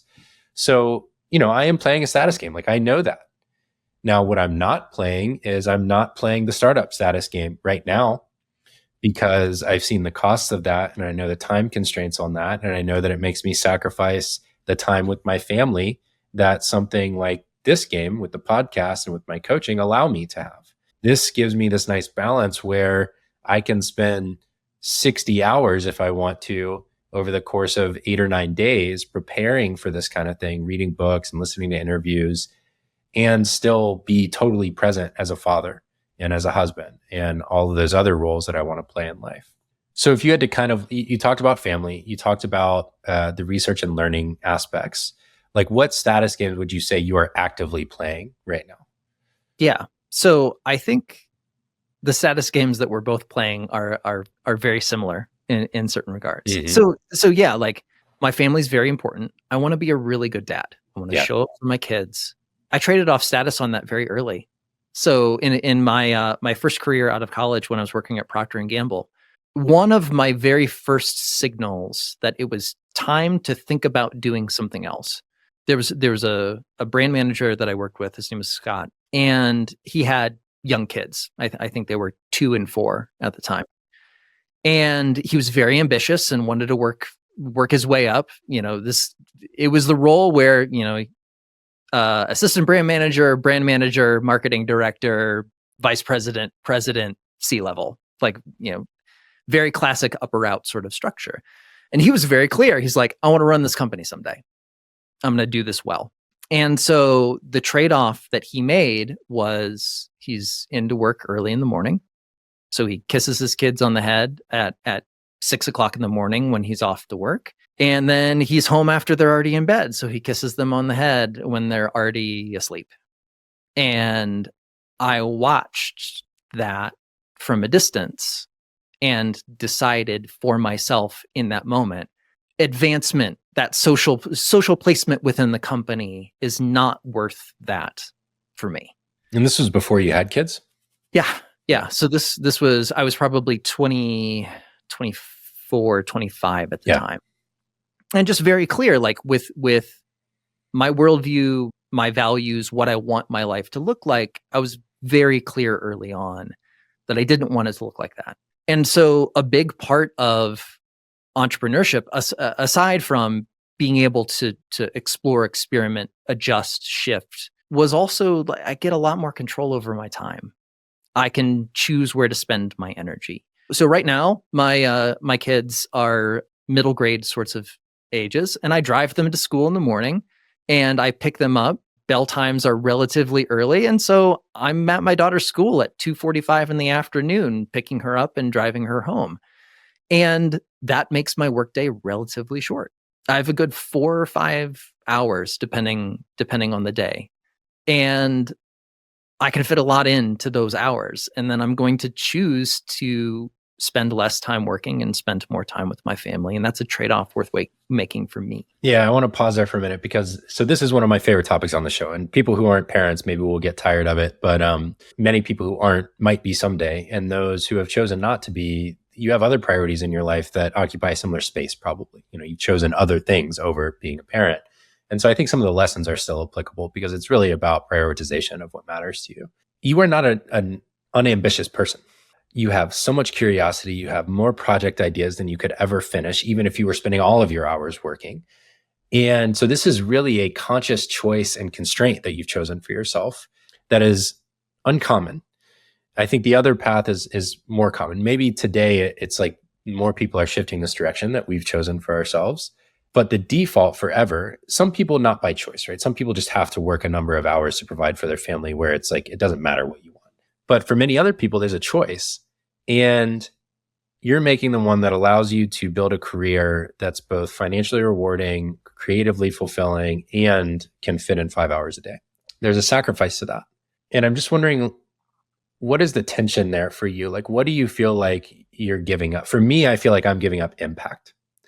I know that if I were building companies, that could potentially have a deeper impact in a given area that I care a lot about than coaching, for example. Coaching gives me leverage on getting to work with founders of many different companies. So I get impact that way, right? Indirectly through the founders that I work with and helping them be more effective. But that's the trade-off I feel like I'm making by prioritizing my family and my kids. And like this style of work is I could be building a company that could have a different kind of impact. What's the tension for you? What do you feel like you're giving up in that, if anything? Yeah. So I think the straightforward answers are I'm giving up money. If I decided to advise more, or if my publishing velocity was faster, I could publish more books, I could sell more books, all of those things. And then I think there's a certain amount of family life. I think you've mentioned this in other podcasts, but it's very true. Family life is busy and stressful. Like there's a lot going on all the time. Yes. And your total like energy capacity for other non-family factors goes way, way down very, very quickly. And so it's not a coincidence that when you look at ultra competitive fields, high performers in those fields often don't have families. Or if they do have families, broken families, yeah. They're either broken or they don't spend time. There are trade-offs to be made in that regard too. In the sense of if time, energy, attention, and capacity are somewhat zero-sum in the course of a single day, then of course, if family is going to be a big part of your life, then that means you're going to be trading off family considerations with something else that could otherwise be. And I think the trick is being very clear and conscious and feeling good about the trade-offs that you're making. Because if you're not clear and conscious about it, it's not that you're not going to be making trade-offs, it's that the trade-offs are just going to happen and you're going to have less of an influence on exactly what those are and why. There's a certain amount of needing to consciously let go of certain things in order to make that trade-off actually stick. And so I can't necessarily compare the speed of my output to someone who is not in the same situation, who doesn't have the same constraints or the same values or the same worldview that I have. Everyone in a very real sense is playing a different game or running a different race. And as long as, at least for me, if I feel like I'm making trade-offs that I feel good about, then that's what really matters. And you can shift over time. There are some times where I trade off in the other direction, where I have some business travel that's coming up, which is relatively rare for me. But a couple times a year, I will go to retreats, or I will travel to do an interview, or I'll do something in that regard. And for that week or for those couple days, I'll make a conscious choice to trade off business time for family time. And that's necessary and appropriate too. So as long as you're clear and conscious about what you're doing, why you're doing it, and you feel like it's the right call, then I think that's the best any of us can manage. Yeah, I'm with you on that. I know for me, I had a big kind of identity attachment that I really had to process through and understand before I could be more conscious about the kind of like impact versus family piece for me. Mhm. And I realized over probably a 5-year period of just like working with my inner game and the stories that I was living by that I didn't realize that I had this assumed burden I needed to carry on behalf of humanity or something. It was this very arrogant belief of like, it's my job to solve the problems of humanity because who else will if I don't? You know, this very self-sacrificial, like give everything on behalf of everyone else. It's not that dissimilar to what I might imagine Elon feels, for example, but maybe is not as forthright about or aware of. And I had to detach from that idea that like it was my job to solve every problem and to carry the weight of all of that. There was this like foregone conclusion in my mind, which is going to sound ridiculous as I say it out loud, but that's fine. It's for learning for everyone. I was sure that the end point of my career was going to be president of the United States, and that it must be that is the way to have maximum leverage and impact on a variety of societal issues. I think that was rooted in like, we did this exercise in college in a leadership program I was in where we pulled professions out of like a bucket. And there was some follow-on exercise. Like, imagine if that was where you ended up, like what would be the path you would follow to get there? And I pulled out president of the United States. And I had this, I always loved biographies of politicians and presidents growing up in typical massive nerd fashion. And so I pulled this out and it felt like this predestined destination for me. You know, it's like, this is obviously where I'm going to end up. And for some reason, I just remained attached to that. And one day I was like, what if I have no idea? What if I let that go? What if it's just like, I don't know if I'll ever be in politics. I don't know if that's a thing that I'm meant to do. It's obviously an unreasonable thing to expect because one person basically every 8 years gets to do this. So statistically, it's unlikely. And there was something about that process of letting that go that then opened up this other process of like, well, what if I just let go everything that I think I'm supposed to carry on behalf of humanity? And I really focused on, well, what's actually mine to do? That was actually part of what opened up this window for this podcast was like, well, connecting with human beings and sitting with them and asking thoughtful questions and really like lifting someone up is a thing I've always been known for amongst my friends. That's always just come naturally that I've thought of as this like thing irrelevant to my career. Well, what if I just brought that to the front and center? But I had to let go of this idea that I needed to like solve climate change all on my own or something to that effect before I could open that window into it. So anyways, just a personal story on like the kinds of shifts that I think are sometimes necessary to embrace the trade-offs that we're making and really settle into them and be like, yeah, the biggest impact I can have is on my 2 young boys. Yeah, totally. It's so funny. Like some of this comes down to personal history. Mm-hmm. When you grew up with, the environments you were in, the roles that you were in, job, career, university, schooling in general. And then some of it is like comes from how our personality intersects with those roles. And some of it comes from the invisible societal scripts of, if you are an X, then you must prioritize Y. And so mine was like, to speak to that, it was like, if you are as gifted as you are, you must find the greatest possible expression of that. Yeah. And so I basically just picked the pinnacle thing that I could possibly imagine. Totally. Which is a very optimizer thing to do. Yeah. Like, of course. And I think there's a certain amount of power. And this is where I find thinking about status and studying status to be so practically useful. You brought up earlier that I've chosen not to prioritize hitting something like the New York Times bestseller lists with my book. And that's one of those things, like the moment you become an author, you feel it immediately from everywhere. It's coming from the publisher. It's coming from your readers. It's coming like Some of it is self-imposed of like, oh, that could be a thing that I do. It feels natural because it's like, well, yeah, if you're going to write a book, like what other goal would you possibly have? That's just what you do. That's how this game is played. And there's so much power and there's so much possibility that comes from looking at that and say, you know what? I don't have to adopt any of this. I get to choose the parts that are important to me. I get to let go of the things that aren't important to me. There are some amazing decisions that can be made, both in terms of effectiveness and efficiency, when you let go of some of the higher status things that everyone is trying for, everyone is going for. There's a lot of competition. There's a lot of pressure being put on one particular outcome. And there are wonderful strategies and wonderful tactics that are available if you just decide to allocate your time and energy and attention in a slightly different way. And for me, like a tangible example with the 10th anniversary edition of Personal MBA, that book launched during the 2020 presidential election cycle, which if you talk to anyone in publishing, they're like, dear God, do not publish a book within this time pretty period. Chill time period. Exactly. Well, and like if you're trying to do the big bang, let's have everyone pay attention to this book over a period of time. Yeah. Don't launch into a period where everybody's paying attention to something else. That seems like common sense, except that was not the strategy for this particular book. The strategy for this book was to get it out in the earliest possible time frame that the publisher could make work, because the book is discovered, discussed, marketed, and sold on completely different cycles that have absolutely no correlation to what was going on.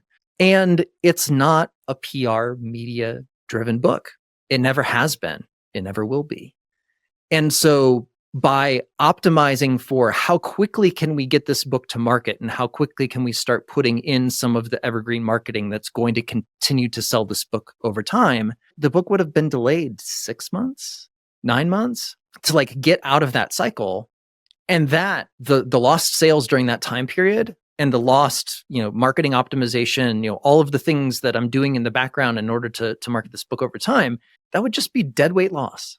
And so by choosing not to play the big bang media game in the classic way, I actually had an opportunity to get the book out faster to more people over a longer period of time. And that was absolutely the trade-off to make there. And yeah, I don't regret it. Did I get a little bit less PR for making that decision? Sure. Does that really matter in the long run? No, it was a trade-off making. Yeah, it's a really powerful concept that actually comes up in my coaching work a lot, where you take this foregone conclusion that you've been operating with as an assumption, and you say, what if I let that go? And you have to create conditions for people to feel safe in letting it go, right? So it has to be like, let's assume that you're definitely going to get that someday. Okay. So we're going to take that as a given for a second, that it will eventually happen no matter what you do. And then we're just going to set it over here. Okay. So now it's over here. It's assumed it's going to happen. Now, what if you let that go and you knew that no matter what you did, it was going to happen, so you don't have to prioritize it? What would you do differently? Mm-hmm. And that creates the conditions for someone to start to explore the possibility that they don't have to focus on that as the foregone conclusion. Right. And all of these possibilities open up for people when you do that, because it's not dissimilar to first principles thinking. There's like two sides of this, right? Okay, well, first principles thinking on how to hit the New York Times bestseller list is there's a number of copies. It's relative to the other things being published because it's a bestseller list, which is relative to everything else available. There's the formulas for how it's calculated. There's the mystique of who gets to prioritize what. And then there's the other side of the first principles, which is like, well, why are we aiming for that to begin with? Why must that be the goal? Well, it doesn't have to be, it turns out. There's no reason that it has to be the goal. There can be a million different goals for a book. Our friend Mel Bonnell actually thinks about books even differently, which is like, totally. It's the best possible business card I could hand someone. So there's just all of these possibilities that open up. I think maybe to people, that might sound most like an affront to people who are most advanced. It's like, what are these goofballs talking about? Like, of course you can let things go. I would argue that if that's your reaction to that, you are probably the person who should most do it as an exercise, Sure. What assumed end game are you playing right now that you don't have to be playing? And that can transform your life and work, I think, if you at least play with it for a little while. Absolutely. That reminds me of one of my favorite coaching questions or advising questions. I talk about this in personal MBA. The technical term is counterfactual simulation, which people have a hard time remembering. The question is very simple. It's what would it look like if fill in the blank? What would have to be true? What would have to be true for? And I like the what would it look like if, because you can append it with if you X or if you did not do X. So what would it look like if you launched a book but you weren't allowed or were disqualified from any of the lists? How would you go about doing that? What would it look like if you launched a book and you weren't allowed to do traditional PR? How would you go about doing that? What would it look like if, I think in your interview with James, you were talking about some of the things that he was thinking, like expecting to sell 5,000 copies versus 10,000 copies versus 100,000 copies. Mm-hmm. What would it look like if I succeeded in selling 100,000 copies of this book this year? What would have to be true in order for that outcome to be based? That sort of thinking is so flexible and powerful and creative.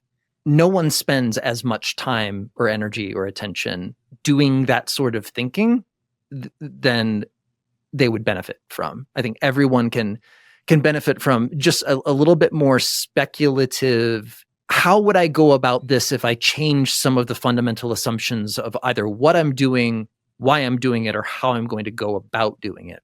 Every single time I've asked that question of a client or of myself, some sort of creative insight, some sort of new approach or strategy has always been the result. Yeah. Yeah. And it's amazing how much productive output you can get from a relatively small amount of strategic thinking time. Some of these mental exercises, you can do them over the course of 30 minutes or an hour. And it's like, well, how many things do you spend an hour on every week that you could easily be transforming your business model or your future outputs of your creative work or whatever with a relatively limited amount of strategic thinking time? One of my favorite tools here is to take a timer, set it for 10 minutes, take a sheet of paper, ask yourself a question at the top of the paper. And your only job is to keep writing for 10 minutes. You're not allowed to stop, just keep generating ideas. And there's something about like so many of these questions or problems or difficulties that we have. If someone outside of you were to actually take a stopwatch and time how much time you actually spent engaging with that question or that problem, it wouldn't be very much time. No. We're very good at distracting ourselves, shifting attention away from uncomfortable things or sticking with things that are familiar instead of just like 10 minutes is not a lot of time. Not at all. My favorite for this. So if someone wanted to get started with this, my starting question would be, what am I feeling? That's a really good one. And just write for 10 minutes. Yeah. And something that I've noticed is when I maintain that as a practice, it's probably similar to the effect meditation has. It's just a different format or modality for it. That many of the things I feel stuck on become clear because there were emotional barriers that were unclear to me before I acknowledged them. And if I can acknowledge them and say, oh, I'm feeling some money pressure because we have this big trip coming up, and that's causing me to prioritize these things that normally I feel no draw to. Now I understand why. I'm feeling nervous about money because we have a big expense coming up. That can change your relationship to it. And you can say, oh, wait a minute. We had a plan for that. That was in the budget. We've got it covered already. Like, I don't need to change my priorities right now. But in the absence of understanding that you're feeling fear, basically, about money, you could just end up, scheduling 5 extra business trips that you didn't need to do to begin with because you're trying to close this gap that never existed to begin with, subconsciously. So a little aside there on our getting our coaching brains online. Yeah, totally. I want to come back to the parenting thing for a minute, though, because my perception of your relationship with your kids is that it's very rich. It's very intentional, that we have similar goals of if we are prioritizing roles where we want to be recognized as great, being a father is at the top of the list, or near the top of the list at minimum. Being that your kids are kind of middle school-ish age, and my kids are 4 and 2 right now, what are the things that I should know or that you would have wanted to know about being a dad when your kids were my kids' age that I should know now? Oh, I have so much to say. So I think right now I have really good news that it's going to get easier. It really is. Like, I remember 4 and 2 very well. It was fun. I miss those days. So it will get easier. You will also miss them when they're gone.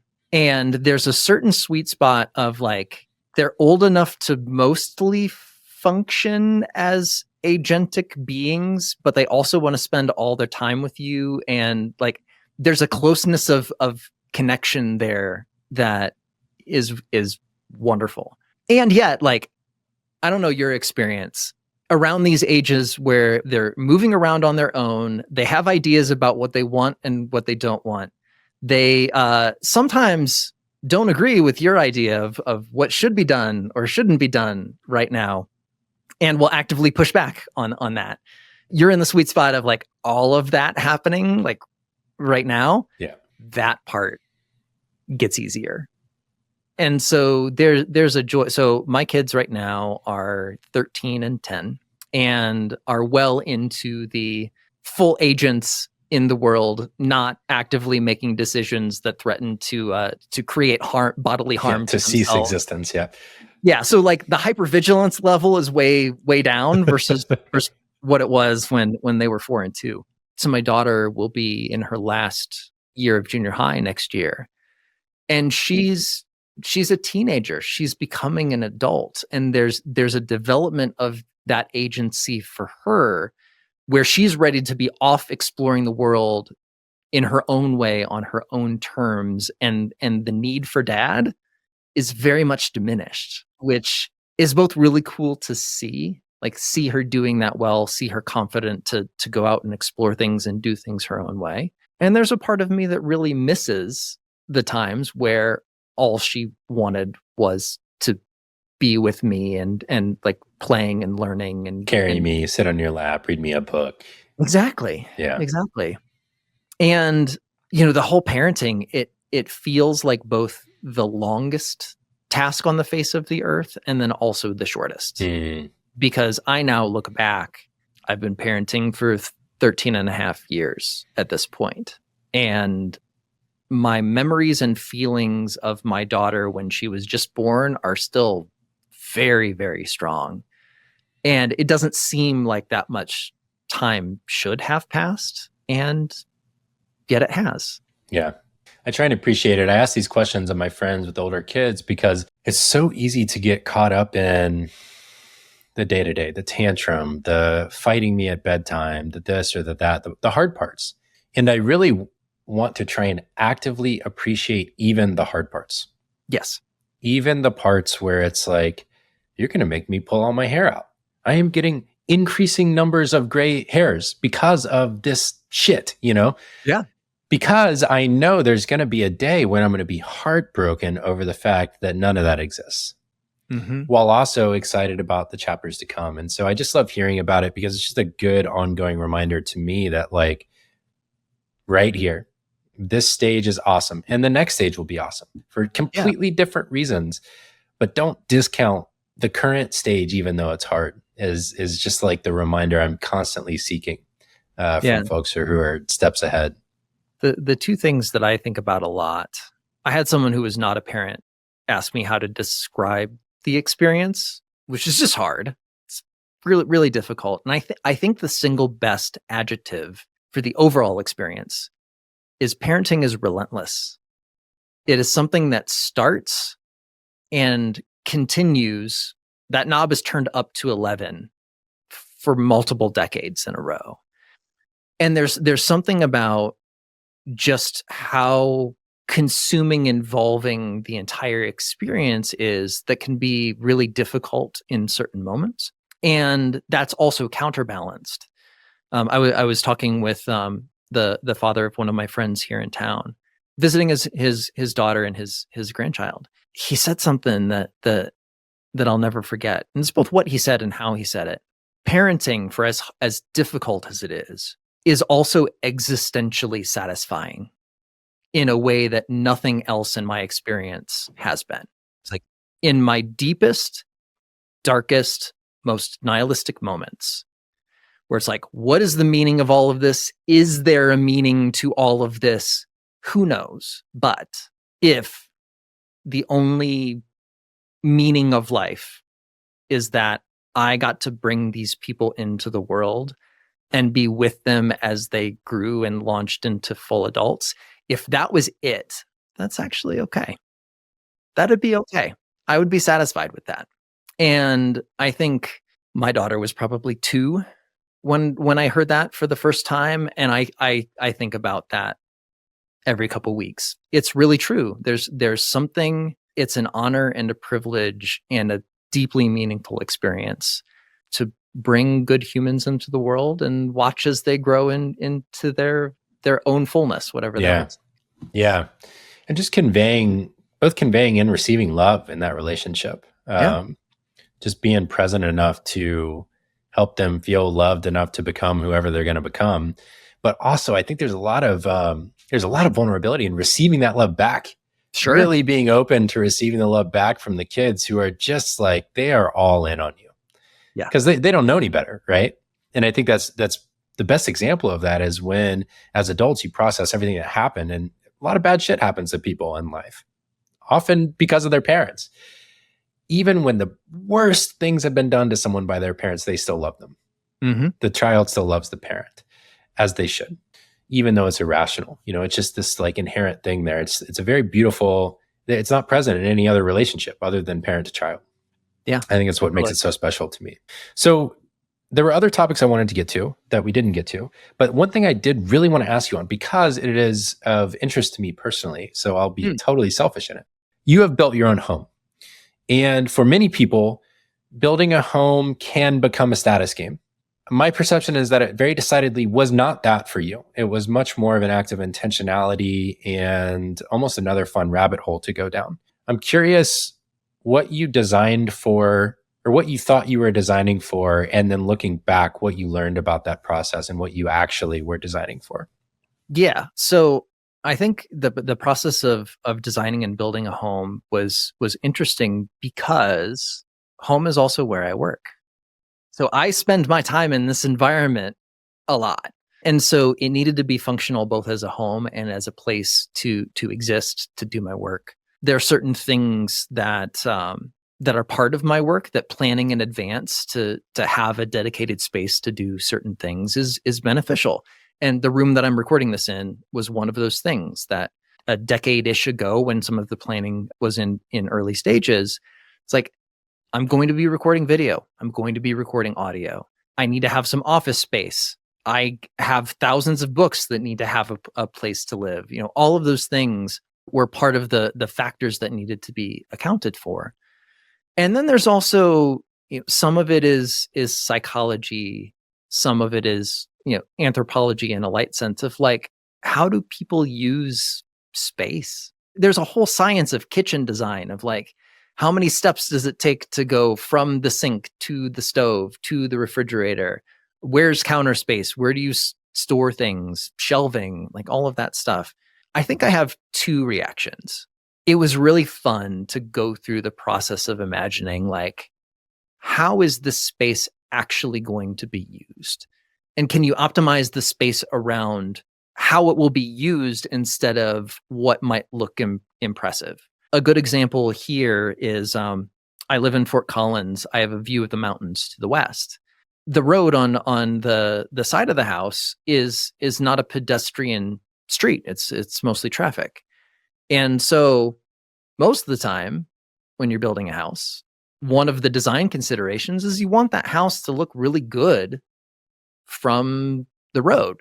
And in this particular case, there's a walking path that goes on the non-road side of the structure. And that's where all the neighborhood socialness happens. That's where you see the neighbors. That's where you see the neighbors' dogs as they're walking by, chat over the fence, things like that. And so when it came to the design of the house, the views of the house, landscaping, all of those things, actually decided to optimize for the opposite of what people generally optimize for. So the front of the house is pretty plain. There's a yard of grass that mostly takes care of itself. It's extremely low maintenance. It doesn't look like anything fancy impressive. And all of the time, energy, attention in design was put into the back. So, how do you maximize the actual living space of the house, where we spend time in the house and where the social connections around the house tend to happen? So that was really fun. I learned, this was a couple years before. I remember it was a post by Ben Kasnoka, and he was quoting someone, I don't remember who, but he's like, if you're going to optimize for anything in a house, site-wise, whatever, and the recommendation was optimize for the view. And so whatever you can to like make that the focal point and then design everything else around it, that's a good decision, because the view never gets old. And so that was something that I took to heart and was absolutely the right call. I think the counterpoint or the trade-off in building a house is you get to make decisions about everything, which also means that you have to make decisions about everything. Yeah. And there was a point in the process where it's like, okay, I get it. I get it why people work with builders that are like, you can have drawer pull A, B, or C. Pick your favorite. Because that like winnowing down of options means that you don't have to, or you don't feel like it's necessary to evaluate the thousands of drawer pulls that exist. And you wouldn't have that problem, would you? No, never. I did find some really cool stuff. I bet. And I'm proud of how that turned out. In retrospect, if I were to do it again, it would be like focusing a lot more around the higher impact decisions around use of space, view, things like that. A little less rabbit holing in terms of things like, fixtures, whatever. It doesn't matter that much in the grand scheme of things. And then I think the other thing is like optimizing for low maintenance. That's the other hidden cost of home ownership that isn't talked about or taken into account as much as it actually is important. Like the more complicated things you install, the larger the yard you have, the more complex the landscaping, the whatever, like the more maintenance there is. More maintenance is a trade-off against everything else in your life. And so I feel generally good about how those trade-offs netted out. And there are a couple things that I'm like, yeah, I would have done it a little bit differently. I've actually been changing things over the years to reduce some of those features specifically. Oh, that's smart. Yeah. Maintenance. And that's been a good call as well. Yeah. That's awesome. I love hearing about it. It's one of my ambitions is to build our own home for similar reasons. I'm at my home all day, every day. Thankfully, I like gardening. So some of that maintenance is actually like a hobby for me. Sure. Totally. That helps a lot. So I'll ask 2 of my 3 closing questions, and then I'm going to go pick up my son from daycare. Fantastic. The first one is, what is the most beautiful vision for the future that you can imagine that you are trying to bring true, either at the family level or the society level through your work? I think this is both individual and society. I think a lot of my work fundamentally comes down to understanding the world, understanding yourself, understanding how things work in some deep fundamental sense that lets you use that knowledge to do useful, practical, valuable things in the world. And I think like that's something that's been very consistent for me. Like I want and expect that of myself. One of my deepest core drives is to understand and to use that understanding in valuable ways. And I think through my work, I'm really trying to build a world in which like more people have the benefits that come from this very deep fundamental understanding of important things. And doing that across a wide variety of areas of human experience is both rewarding to do individually, but I think that's also the best path that I have to help an enormous number of people do a whole bunch of things that I'm probably not going to be able to anticipate. And that's also kind of fun too. So like increasing human capacity in that way, I think is valuable and important. And it's a privilege to be able to do that. Mm-hmm. Yeah. Yeah. I love that. Yeah. Unlocking human capacity in business and learning and taking on hard projects. And then, wherever the work goes from here. I love that. And so my last question is, in doing that work, who are you becoming as of this moment in time? I think this has also been something pretty constant for me. I've always wanted to be wise. I've never wanted to be rich. I've never wanted to be famous. I've never wanted to win a Nobel Prize or, any of the super high status stuff that we've talked about. I've always just really wanted to have that deep understanding, use it well, do good things, be a good person, put those skills and abilities to good use.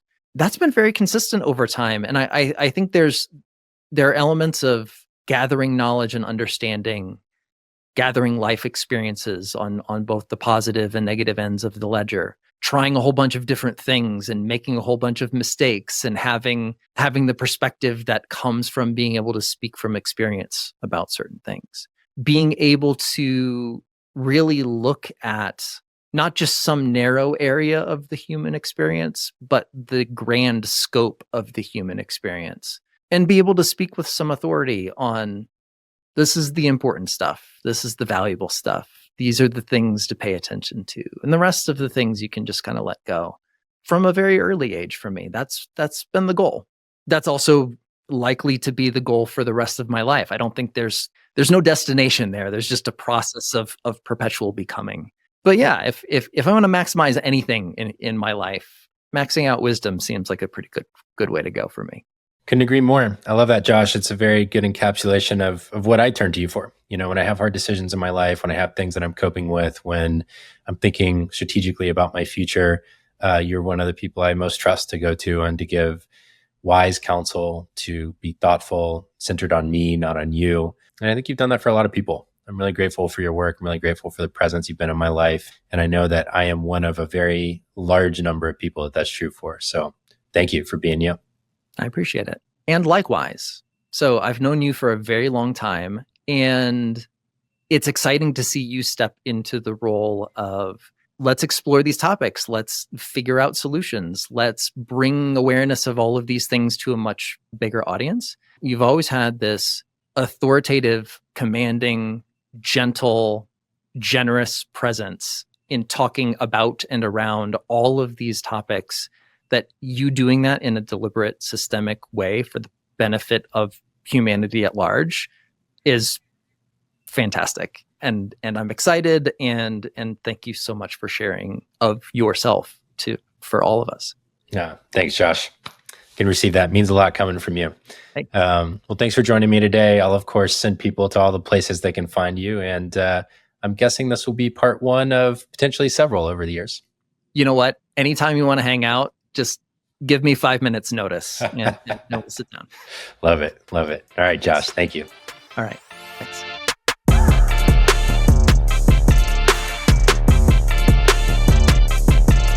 Thanks for listening to this episode of Good Work. I'm your host, Barrett Brooks, and this podcast is produced by my friends over at Podcast Royale. If you enjoyed this episode, make sure to hit subscribe or follow wherever you get podcasts, whether that's Apple Podcasts, Spotify, YouTube, or wherever else. If you really enjoyed this episode, I'd appreciate it if you grab the link and copy it into a text message and send it to just one friend that you think will enjoy it. Podcasts spread through word of mouth, one-to-one sharing, and so I would really be grateful for it.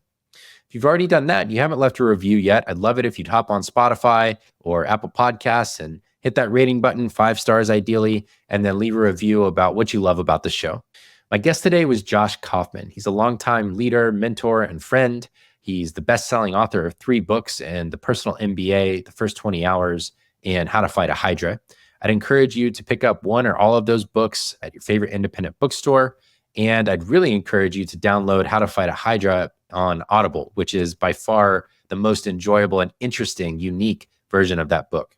To find all of Josh's work, you can check him out at joshkaufman.net. And of course, all of this stuff, all the links, all the topics we talked about, a summary of the conversation are always available to you in the show notes at goodworkshow.com.